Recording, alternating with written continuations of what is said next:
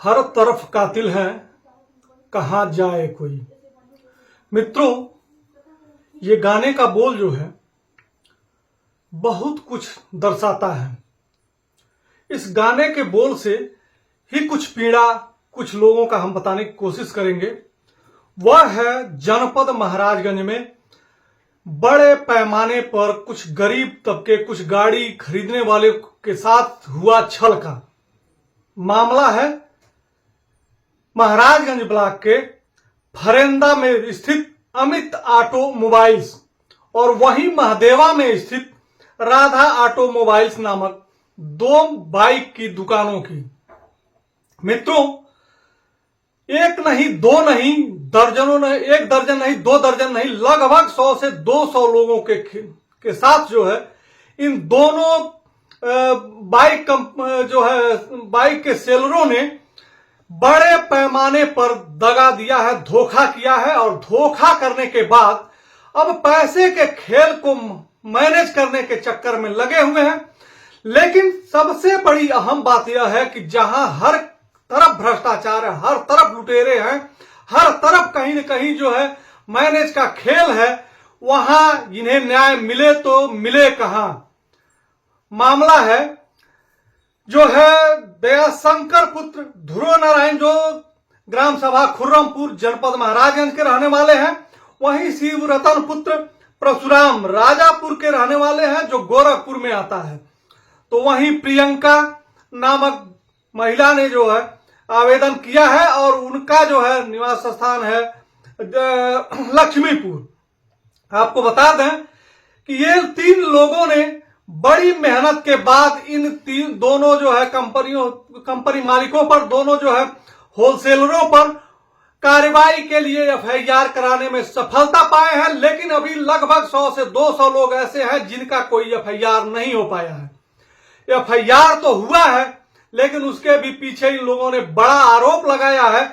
जो गंगाराम यादव नामक दरोगा को इसकी जो है मुकदमे में विवेचना मिली है, उससे ये लोग संतुष्ट नहीं दिखाई दे रहे हैं। इन लोगों का आरोप है कि लगभग 2,500 से 3,000 रुपए लेने के बाद मुकदमा लिखा गया और अब मुकदमा लिखने के बाद कार्रवाई के नाम पर, विवेचना के नाम पर बड़े पैमाने पर घालमेल का काम किया जा रहा है। ये हो इसलिए रहा है कि दोनों ऑटोमोबाइल कंपनी वालों के पास जो है बड़े पैमाने पर धन है और धन के चक्कर में ये जांच को प्रभावित करने का भरपूर प्रयास कर रहे हैं। और ऐसे में इन लोगों को न्याय मिल पाना बड़ा ही कठिन है। मैंने कुछ दिन पहले भी उनके आवेदन पर खबर लगाई थी, लेकिन इन लोगों का बार बार रिक्वेस्ट आ रहा था कि आप हम लोगों की मदद करिए, अन्यथा हम लोगों को कहीं से कोई न्याय मिलता हुआ नहीं दिखाई दे रहा है। मैं इस सरकार के भ्रष्ट जो है आचरण वाले इन अधिकारियों, कर्मचारियों और जिम्मेदारों से पूछना चाहूंगा कि आखिर उन गाड़ी मालिकों का क्या दोष है जिन्होंने गाड़ी खरीदते समय जो है फुल पेमेंट दिया और गाड़ी को जो है कागज के नाम पर उनके आधार कार्ड, फोटो और तमाम सारे सिग्नेचर करा लिए गए। और ऐसा करने के बाद जो है उन्हें किसी न किसी फाइनेंस कंपनी का लोन करा दिया गया और उन्हें इस बात का भनक तक नहीं लगा। इन्हें भनक तब लगा जब फाइनेंस कंपनी के जो है वसूली करने वाले एजेंट जब इन्हें दौड़ाना शुरू किए, इन्हें पकड़ना शुरू किए और उसके बाद जो है इन्हें पता लगता है कि अरे हमने तो गाड़ी नगद खरीदा था और मेरे नाम से लोन कैसा हो गया। इस बात की जानकारी के बाद जो है ये तमाम सारे लोग जो है धीरे धीरे करके जैसे जैसे इन्हें जो है एजेंट परेशान करना शुरू किए, ये जो है ऑटोमोबाइल्स वालों के वहां, अमित ऑटोमोबाइल्स वालों के यहाँ, राधा ऑटोमोबाइल्स वाले महदेवा के वहां जो है जाना शुरू किए और अपनी बात उनसे पूछना शुरू किए कि आखिर मैंने जब फुल पेमेंट दिया तो मेरे ऊपर ये फाइनेंस का बोझ कैसा। तमाम सारी बातें इन लोगों के बीच में हुई, लेकिन निष्कर्ष अभी शून्य है। कुछ मुकदमे लिखे गए हैं, लेकिन तमाम सारे लोग अभी मुकदमा लिखाने की दौड़ में लगे हुए हैं। फिलहाल मुकदमा लिख जाने के बाद ये लंबी प्रक्रिया है और ये विवेचना कब होगी, ये माननीय न्यायालय में कब जाएगा और कब तक इनमें न्याय मिलेगा, ये तो बहुत लंबी प्रक्रिया है। लेकिन फिलहाल फाइनेंस कंपनी के लोग जो है इनका पीछा कर रहे हैं और उन्हें दौड़ा करके उन्हें पकड़ करके अपने धन की वसूली करना चाहते हैं। अब इस पे विराम कैसे लगेगा यह कह पाना मुश्किल है, लेकिन भ्रष्टाचार के इस दलदल में ठगी के ये लोग शिकार ऐसे हुए हैं जिन्हें यह न समझ पा रहे हैं, न कहीं से इन्हें कोई राहत मिलती हुई दिखाई दे रही है। ये बार बार मीडिया में अपनी बातों को देने का काम कर रहे हैं ताकि किसी तरह से उन जो है जिम्मेदारों के पास जो है आवाज पहुंच सके, जहां से इन्हें कुछ राहत मिल सके। फिलहाल अभी कोई ना उन्हें राहत है और जो है फाइनेंस कंपनियों के एजेंट इनके पीछे हैं, लेकिन इन्हीं में से कुछ लोगों ने वहां के मैनेजर अमित ऑटोमोबाइल्स के मैनेजर राजू यादव से बात किया है। उसके कुछ अक्षांश मुझे मिले हैं, उसे भी हम खबर के साथ लगा रहे हैं, उसे सुने और मनन करें कि किस तरह से अब इन लोगों को इनका जो है ऑटोमोबाइल्स की दुकान वाले होलसेलरों के वहां से क्या जवाब मिल रहा है वो भी सुने और मनन करें कि किस तरह से यह भ्रष्टाचार हुआ है, यह फ्रॉड हुआ है और किस तरह से लगभग 200 लोगों के खिलाफ जो है ये षड्यंत्र रच के उन्हें कर्जदार बना दिया गया है। सुनिए, एक राजू यादव और एक जो है दयाशंकर है, दयाशंकर जी के जो है बीच वार्ता हुई है, वो क्या है उसे सुने और सुन करके मनन करें। भैया बता दिए थे कि दयाशंकर भैया कुछ दे वो नहीं पाएंगे, मैंने स्पष्ट बात रहे भैया, क्योंकि हम बहुत परेशान हैं।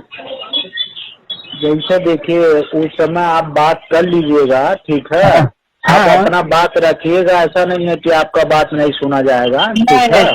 सही है। हाँ, अब कह रहे हैं जैसे मान ले रहे हैं हम लोग इस समय भीड़ भाड़ डेली हो ही रहा है। हाँ, तो इस समय दिन में तो एजेंसी में काम कर रहे हैं, शाम को तो अपने परिवार में अगर कोई है तो मान ले रहे हैं आप शाम को डेली फोन करेंगे 8 बजे के बाद। नहीं तो जो भी बात करना, अगर नहीं हमारे बात का आपको विश्वास है, अच्छा, तो आप आके मिल लीजिए मालिक से डायरेक्ट, या मालिक से फोन कर लीजिए तब, अगर तो शाम को फोन डेली करना हो तो। अरे नहीं, बुरा मत मानिए आप बड़े भाई। नहीं सर, जैसे हम कल भी समझा दिए, उस दिन आप आए थे समझा दिए हैं। तो अगर मान ले रहे डेली अगर आपको फोन करना है तो आप या तो उन्हीं से बात करिए, या कल आप आइए, हम फेस टू फेस आपको मिलवा दें, ताकि न डेली आप कंफ्यूजन में रहे न हम रहे। हाँ, नहीं बात एक ही बात डेली करने से कोई मतलब नहीं है। नहीं सही बात समझिए, जब हम कह दिए तो काम हो जाएगा, बशर्ते आप खाली धनतेरस दीपावली तक पकाए रहिए। अच्छा, हाँ, बाकी परेशान न रहिए, कोई दिक्कत नहीं है। जब कह दिए तो फिर उसमें कहीं आपको न सोचना, न कहीं दौड़ना, न कहीं धूपना है। आप कोई अगर आपको किस्त उसके लिए डिस्टर्ब करता है तो वो भी बता दीजिए, हम उसके लिए खड़े हैं, हमसे एक बात करवा दीजिए, वैसे हम उसको समझा देंगे। जी, उनको बता दिए कि मामला हमारा एजेंसी का है, एजेंसी उसकी जिम्मेदारी लेगी, और आप जो है अगर बात करना कर लीजिए। बाकी अगर कोई